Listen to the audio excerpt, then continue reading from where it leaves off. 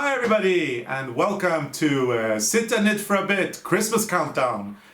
With Arne and Carlos. And we are, as always, your hosts, Arne and Carlos, and this is our daily podcast. We're doing a daily podcast in December, and it is proving to be a lot of work, but we are having a lot of fun. So, Arne, it is totally worth it, isn't it? Yeah, yesterday we had a lot of fun. Yeah, yesterday it was a bit of a chaotic day. We had Freya here, we had Helmer here. We're going to tell you everything that happened. But before that, I just want to mention Prym, who is supporting this podcast. And you can check out the link in our description below here for more information.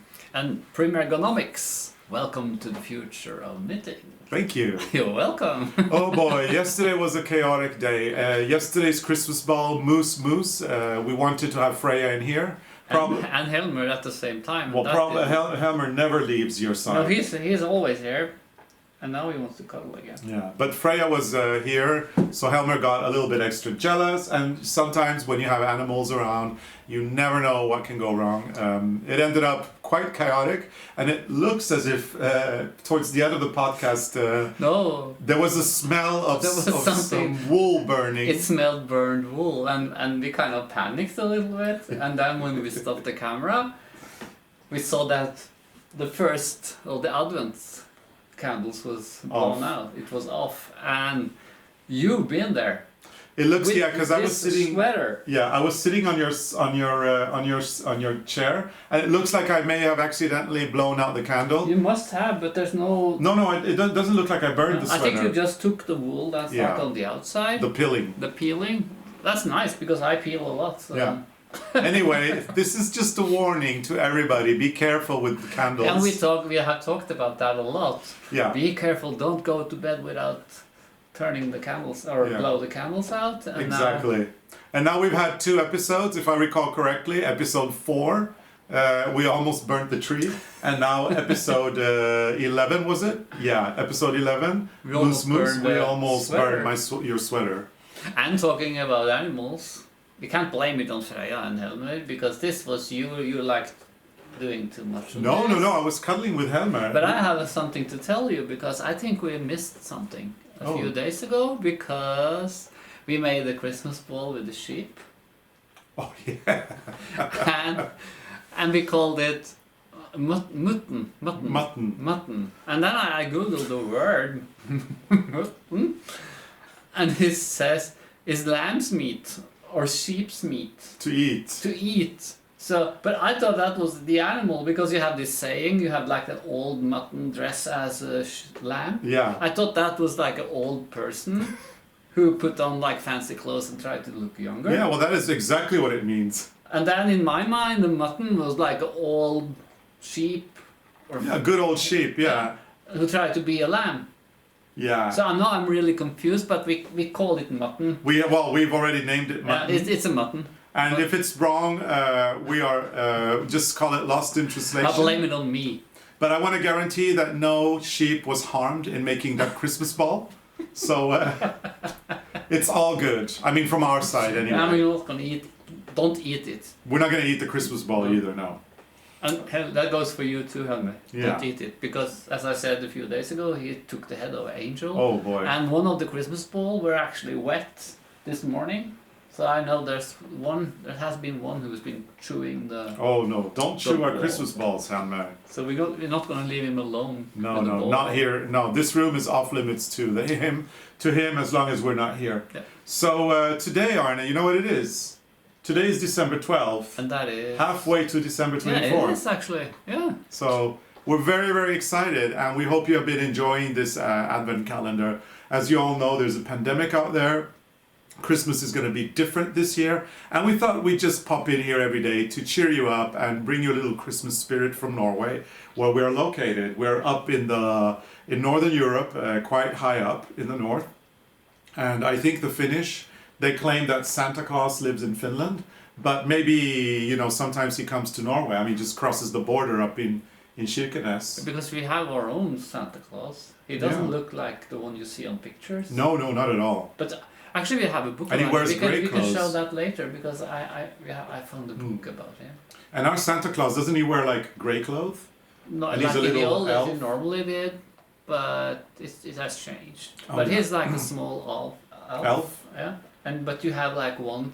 There's like one who live in the barn, and there's another one who come for Christmas. There's like different Santa Claus. Yeah. Or Nisse. Nisse. Yes, Nisse. and Nisse is a little elf. And we've got magic elves here. You know, they come down when we go to bed, and they miraculously clean the room so that it looks perfect again the day They have after. to change the candles because I see there are some candle holders that need new candles. Time to change some candles. You have to put in new candles. And and they bring out different things. So every day they decorate or they put out different things. I have noticed that gift that you have over You there. saw that gift, the I'm big- extremely the big curious thing? to know if you knitted that yourself. It's and just if- something small that I knitted for you. something small. Something small. Are I you- just wrap it like in some bigger things just to confuse. to confuse me. But there's only one package in the corner. Where's my package? Well, Where's my gift? your gift has been delivered. It has been. Yeah, to me. And I've wrapped it and I've hidden it in a place where you can't find it, I think. But except that you are actually not as bad as I am when it comes to trying to open gifts in advance. No, I don't open them. Well, I don't open them, but I try to guess what it is. But you haven't touched that one. No, but I'm wondering. Maybe I should hide it. Maybe. I was thinking if you've done a crochet blanket for me or a big. But it's so big, rug. it's really hard to hide. Yeah, this one is hard to hide. Yeah, I'm very curious. I'm very curious indeed. I might ask the elves later on tonight if they can tell me what it is. I'm gonna hide it somewhere. Yeah. So what are we going to talk about today? Are we going to talk about traditional Norwegian Today we knitting have to patterns? talk about traditions. Because Well, we talk about traditions every day, but the ball today is very traditional Mhm. because it's inspired of the Selbu patterns, and Selbu, that's a place like further north from here, closer to Trondheim, Yes. and they are famous for their knitting Oh yes, very much Yeah. so. because they in Norway, like if you see color work like this, Mhm. in Norway it's easy to call it Selbu knitting, But it's not. but maybe not that one. That was a bad example. Very bad But example. if you put the ball on the sweater, then it will be Selbu knitting. Yeah. This is an American sweater, I think, and it's bought It's bought in a thrift store in Japan, but it's not made by us, and it's actually not. I mean, It's made in America, but it looks like a loopy from Iceland. from Iceland, yes. And you're wearing a Norwegian design that This you is got in from Lofoten. Lofoten. Mm. This is a fisherman's sweater. But a lot of you guys have probably been knitting mittens, and you've probably been knitting mittens with Selbu roses. And Selbu roses are 8-leaf roses that we have in our culture here, but that doesn't mean they're exclusive to Norway. A lot of that design is also done in the Shetland Islands and in many other places, Canada as well, of course, all of Northern Europe really. In a traditional Norwegian sweater, you'll see the 8-leaf roses either on the top of the mitten, and then repeated on the thumb, or you will see it across the chest like this. Or all over. Also. Or all over as well. It is actually a very interesting design. We can give you a very quick recap of it. It's originally not, the 8-leaved rose or the 8-pointed star is not originally from here. No, but we read that it came from the Middle East way back in the time, like with this Viking king. He went to Jerusalem. Yeah, Sigurd Jorsalfar. Sigurd Jorsalfar. His name means Sigurd who went to Jerusalem, but in historical books he is known as Sigurd the Conqueror. He was the first Viking Christian king. Maybe not the first, but he was a Viking Christian king who personally went to the Crusades, and he was the first king in Europe to do so. And when we came back from the Crusade, he brought with him a lot of textiles, among others Middle Eastern textiles with the 8-leaf rose. And that's where it came from, we read. And then it became very popular in textiles, but not knitting. It became popular in weaving, in woven textiles, and embroidered textiles. And then when colorwork knitting was invented, colorwork knitting is not as old as people think. It dates to around 1840. And when colorwork knitting was invented in 1840, some clever people decided to take that 8-leaf rose or 8-pointed star and put it on knitwear. And the legend or the story goes that it actually happened in Selbu, which is the reason why it's called the Selbu rose. And it was a lady called Marit Emstad. Marit Gudsetbrua Emstad. Gudsetbrua Emstad. Yes, and she was a prolific knitter, And sometime around 1857, she decided to knit a pair of mittens in colorwork. Colorwork had just been invented some 10, 15 years before. And she decided to do a pair of mittens with the 8-leaf rose on the palm. That was a very revolutionary thing that had never been done before. Now, in order to get noticed for something like that, you need to go to church, right? So she went to church, Yeah, that's a nice. showing off, like, look at me. No, you add a little bit. Well, of course I'm adding. I want to make it more fun. Yeah, but she would have gone, like, look at me. It's like, so is there something in my face? Something like that.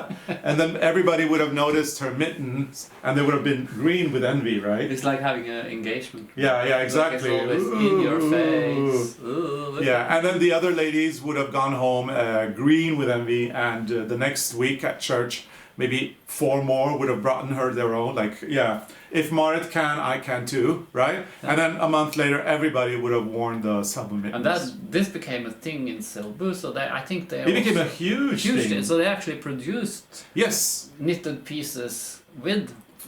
For a long time after Marit kind of invented these kind of mittens, there was a massive production of hand knits coming out of Selbu and being spread all over. Yeah. And that is how the Selbu rose became such an iconic symbol of Nordic knitting. Incredible story, incredible woman, very, very enterprising. But you can actually see the rose on a lot of Christmas. Like fabric for Christmas, there's always some 8-leaf rose. Yes, also. And the original idea with our original 55 Christmas balls to knit book that we published 10 years ago was exactly that. Take the traditional iconic patterns, knitting patterns from the Nordic culture, and then adding them onto the Christmas ball, simplifying the product so that more and more people could knit. Yeah. This is instant gratification. You can knit a ball in an hour or 2, you get a wonderful utilitarian thing that you can put out every year, like year after year. It becomes a tradition. You're using the old patterns in a brand new way, and that way you are passing the traditions to the next generation. Yeah. So today's Christmas ball, Arne, is 8-leaf rose. Is this one, and we call it hulling because there's when you have a half 8-leaf rose. From the old days, like we found that in the book, it's called Hallingborg. Yes. And Halling is like from Hallingdal, which is over the mountains in that direction, not far from here. And this is actually less than half. This is just 1, 2, 3, 4. No, it's half. Yeah, it's right. Half, but it's like on the traditional thing, the leaves go like this way or like that way, but we put it this way on top of the ball. It's a very lovely design. It's one of my favorite traditional iconic. It's very Christmassy. And it's very, very Christmassy. So we love it. Yeah. So we're going to be putting this... we're going to put that on the tree. On the tree. But first you have to tell people because we have a competition. Yes, we do. So you probably, if you've been following every day, please bear with us a little bit. For the people who are new, this is an advent calendar. Every day we do a mini podcast. It's usually around 5 minutes. Tell a little story, a little tradition from our country. Then we reveal a Christmas ball from our calendar. And if you want to knit these, you can go to arnecarlos.com and get the calendar there. And then we can do it together as a knit along. I mean, we're halfway through, but that doesn't mean you can't start at number 12, right? You could. And what we are encouraging people to do is post photos on Instagram and tag the photos with Arne Carlos or tag them with Sit and Knit for a Bit. And we want you to post photos of your calendar knitting. And then you can win this one. Yes, and in January, Arne is going to select one winner. I'm going to select another, and the winners will receive a book, the Make Your Own Idea book, designed or made by us, that we will sign and dedicate. And there's knitting needles from Prym. A bunch of carbon needles, composite needles. You've got the circular needles. They're all ergonomic. And so they're great for you to hold in your hand. So this is a nice gift. Yep. There's also this one. This is called yoga needles. Yeah, those are perfect for cables. Cool. So if you want to win this lovely goodie bag, all you need to do is take photos of your balls, tag them at Arne Carlos. Tag them at Instagram. They're knitted Christmas balls. Stop, yes, that's what I mean. Stop giggling. It's like, I didn't giggle. no, but every time I say that, you kind of react. No, it's because it's so warm here. Oh, okay, yeah, If you right. think- Yeah, right. Anyway, tag the pictures of your balls on Instagram, and we will select 2 lucky winners. Remember, hashtag ARNE CARLOS and hashtag sit and knit for a bit.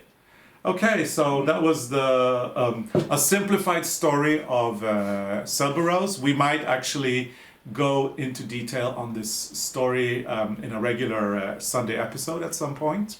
So keep your eyes peeled for that. And maybe if the sweaters don't start burning, we are back tomorrow with 5 minutes of Christmas ball Yeah. talk. Yeah. Hopefully. And new reveals and new stories. And maybe we have to put some candles in the. This one is dangerous now. Yeah, we're gonna have to turn that off and ask the elves to redo it for us. Yeah. And the formalities, of course. If you like this video, please give it a big thumbs up and do comment and engage. We love the engagement. Click on the notifications and turn on your notifications so that you never miss an episode.